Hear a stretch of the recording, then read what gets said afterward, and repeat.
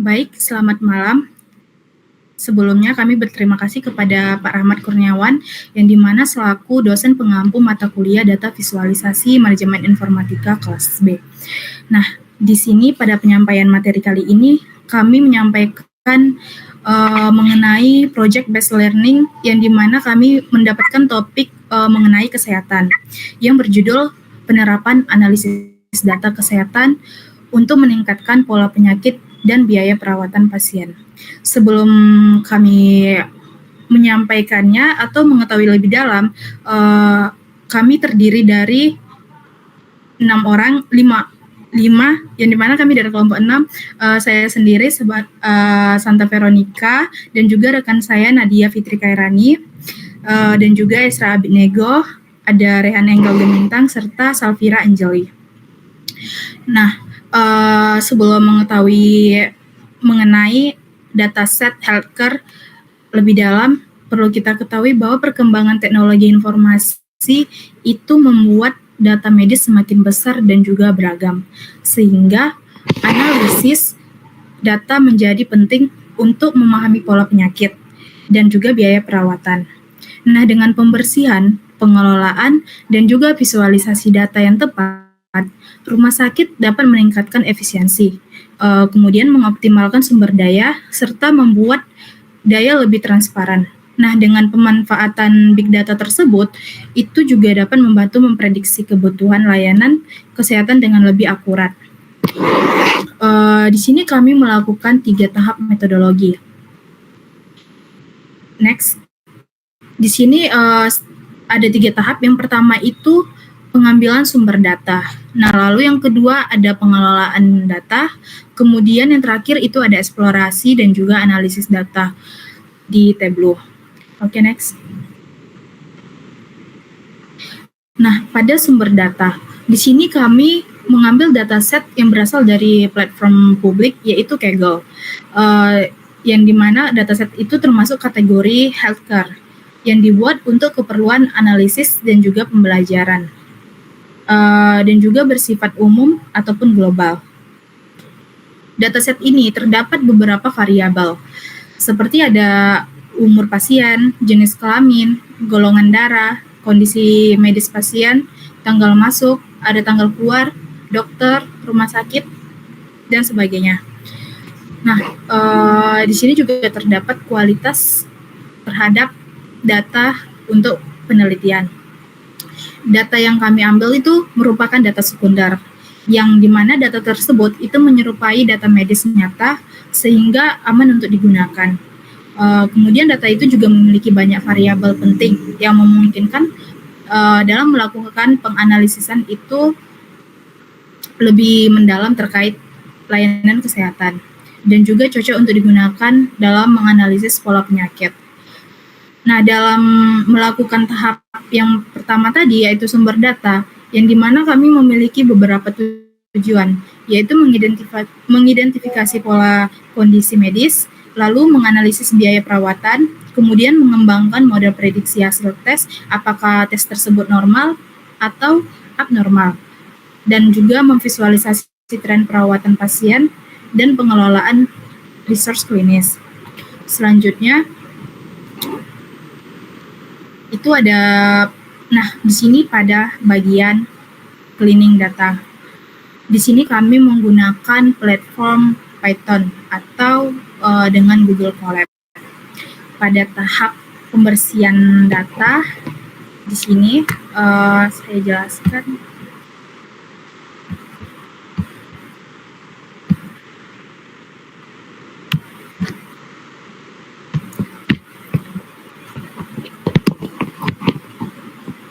Baik, yang dimana kami di sini melakukannya dengan menggunakan Google Colab. Nah, di sini kami mengambil data mentahnya terlebih dahulu. Kemudian kami membaginya menjadi multi-sheet, yang dimana untuk mempermudahkan kami dalam memvisualisasi data tersebut nantinya di Tableau. Nah, di sini kami mengambil informasi dari struktur dataset tersebut. Di sini terdapat 55.500 baris dan juga 15 kolom.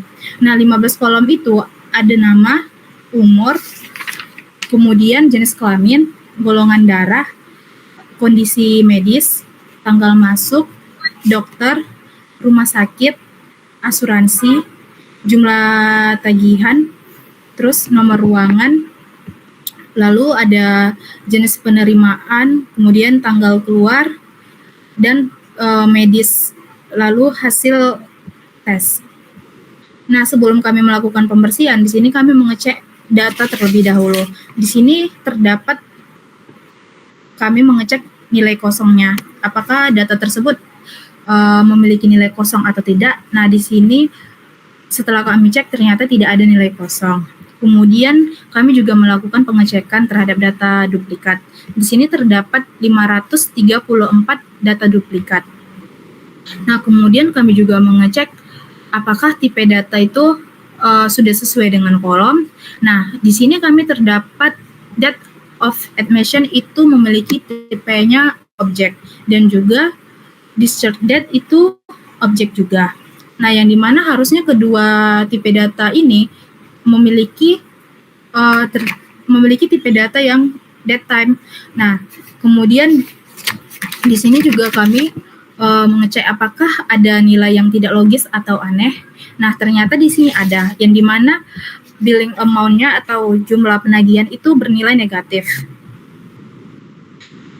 Nah, kemudian juga kami melakukan pengecekan terhadap konsistensi teks, atau kayak huruf besar atau kecil, koma, dan juga spasi.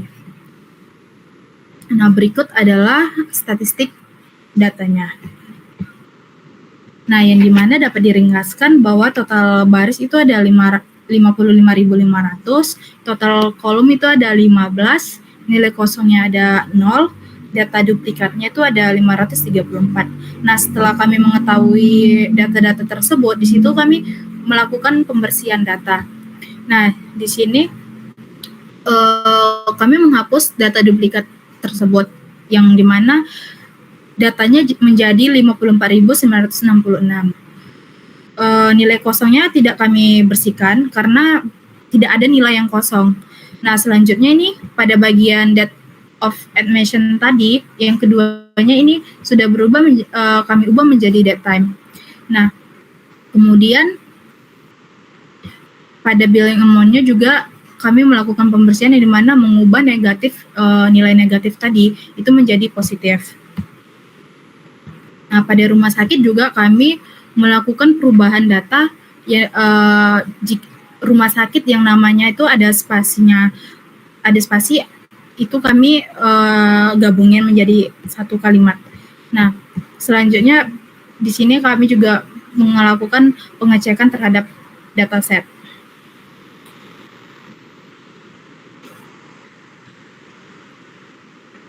Nah, setelah kami melakukan pengecekan tersebut, kami juga mengecek apakah ada nilai data yang nol atau tidak. Ternyata tidak ada data yang nol. Nah, setelah kami melakukan pembersihan dataset itu, lalu kami mengeksplorasinya ke Tableau.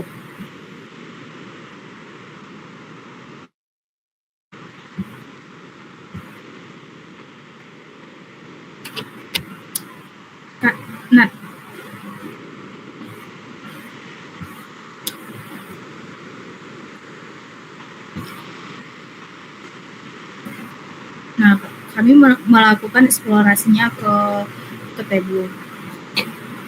Next. Nah, eksplorasi dan analisis data ini setelah kami melalui tahap pemrosesan atau pembersihan yang ketat di Google Colab, data yang sudah divalidasi itu kemudian diimpor ke perangkat lunak, yaitu yang seperti saya bilang itu ada Tableau Public. Nah, yang dimana guna untuk menganalisis eksploratif dan juga mendalam. Metode analisis visualisasi ini dirancang berdasarkan 3 pilar utama, yakni itu ada strategi dan tren, kemudian ada risiko biaya, serta beban kerja untuk memastikan setiap chart secara langsung itu menjawab tujuan penelitian spesifik mengenai kinerja dan juga layanan kesehatan. Oke, next. Nah, selanjutnya itu ada pada hasil dan juga pembahasan.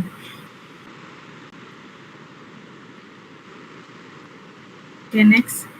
Nah, di sini terdapat beberapa diagram yang termasuk dalam kategori tren strategis dan juga pola penyakit. Yang pertama itu ada volume transaksi penagihan per rumah sakit. Nah, pada visualisasi ini itu menunjukkan bahwa perubahan total biaya medis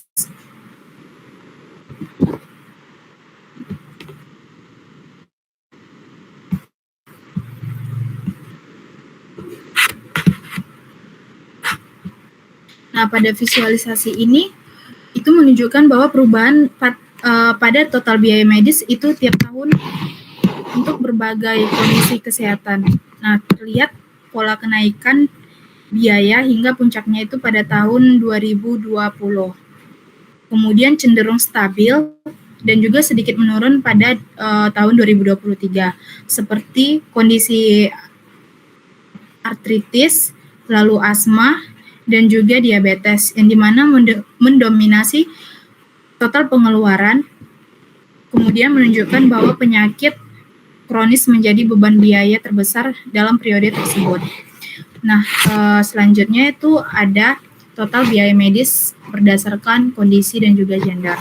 Nah, diagram ini tuh membandingkan total biaya medis berdasarkan kondisi kesehatan dan juga jenis kelamin. Setiap batang itu menunjukkan jumlah biaya yang tercatat untuk pria dan juga wanita pada masing-masing kondisi medis. Grafik ini tuh memudahkan untuk melihat perbedaan pola pengeluaran medis antara kedua gender, serta bagaimana setiap kondisi berkontribusi terhadap total biaya secara keseluruhan.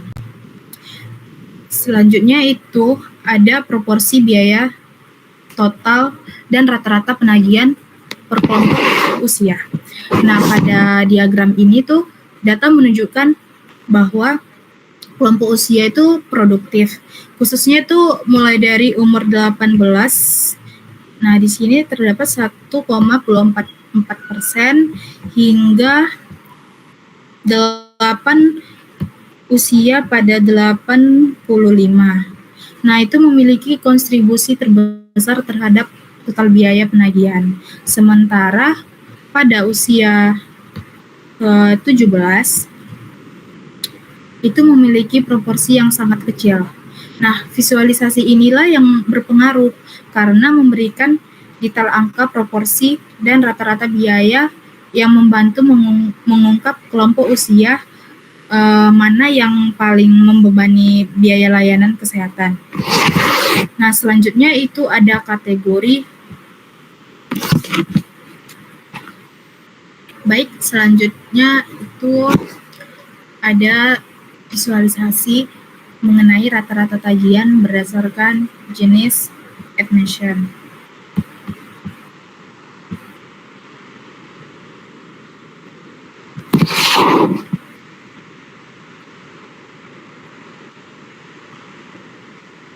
Nah, di sini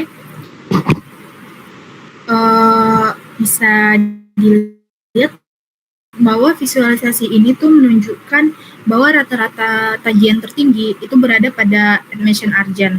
Nah, bisa kita ada pada admission urgent, yaitu sekitar 241.756.546 untuk laki-laki dan juga 2.232.273.831 untuk perempuan.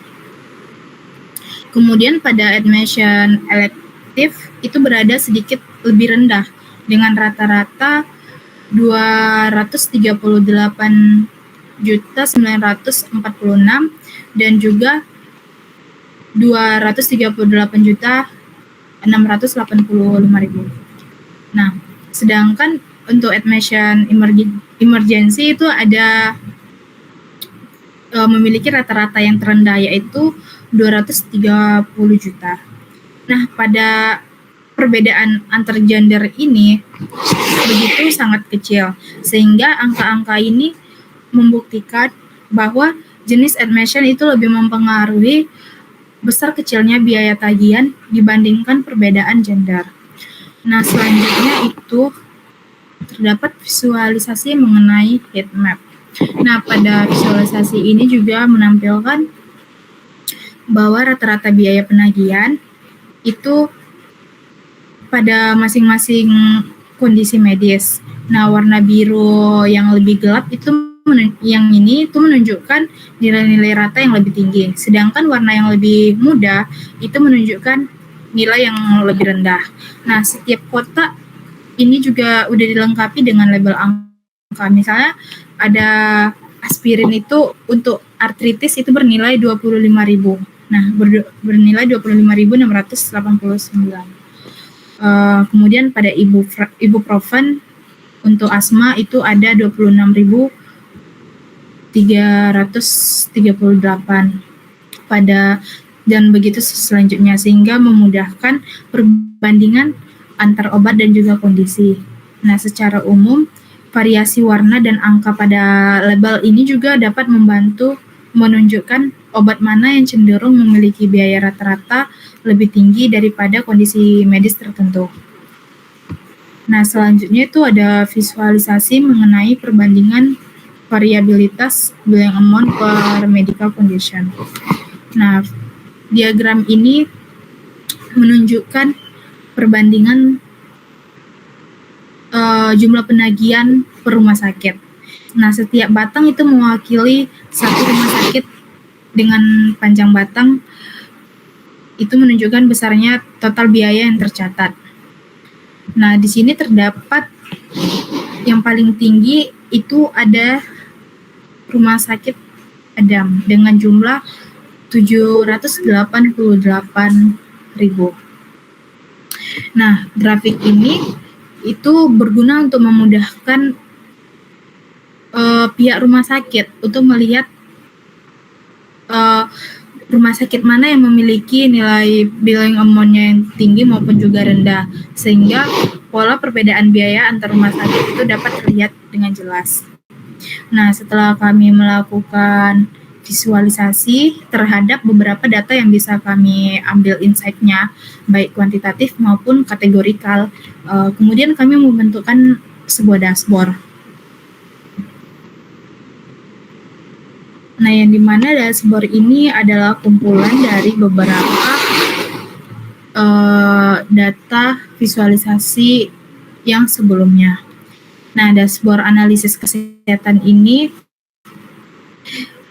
itu merupakan pola biaya perawatan pasien berdasarkan beberapa indikator utama. Grafik area kiri itu menunjukkan tren total billing amount-nya. Nah, yang area ini itu menunjukkan berbagai kondisi medisnya seperti obesitas, hipertensi, diabetes, kanker, asma, dan juga lainnya. Nah, kemudian yang heat map sebelah kanan itu menunjukkan rata-rata biaya obat untuk tiap medis. Lalu ada juga grafik horizontal, itu menampilkan perbandingan total tagihan per rumah sakitnya. Nah, jadi ini adalah kumpulan dari beberapa data visualisasi yang sudah kami eksplorasi setelah melakukan pembersihan data sebelumnya. Yang dimana dashboard ini memberikan ringkasan cepat mengenai distribusi biaya kesehatan, pola pasien, serta faktor demografis yang mempengaruhi pengeluaran medis. Baiklah, dari penyampaian ini dapat disimpulkan bahwa analisis data kesehatan yang menggunakan Python dan juga Tableau itu dapat menunjukkan bahwa penyakit kronis seperti artritis dan juga asma itu dapat penyebab utama tingginya biaya perawatan, terutama pada pasien usia lanjut yang dimana membutuhkan penanganan yang lebih intensif. Nah, dan juga Hospital Adams itu tercatat memiliki aktivitas pelayanan tertinggi, sementara penggunaan obat seperti ibuprofen pada pasien penyakit pernapasan turut meningkatkan rata-rata biaya. Nah, secara keseluruhan ditemukan penelitian ini dapat membantu rumah sakit memahami pola penyakit, lalu mengelola biaya, serta meningkatkan efisiensi dan kualitas layanan kesehatan. Baiklah, mungkin ini saja yang dapat saya sampaikan mengenai project based learning dari kelompok kami mengenai healthcare dataset atau dataset dengan topik kesehatan. Lebih dan kurang, saya mohon maaf. Terima kasih.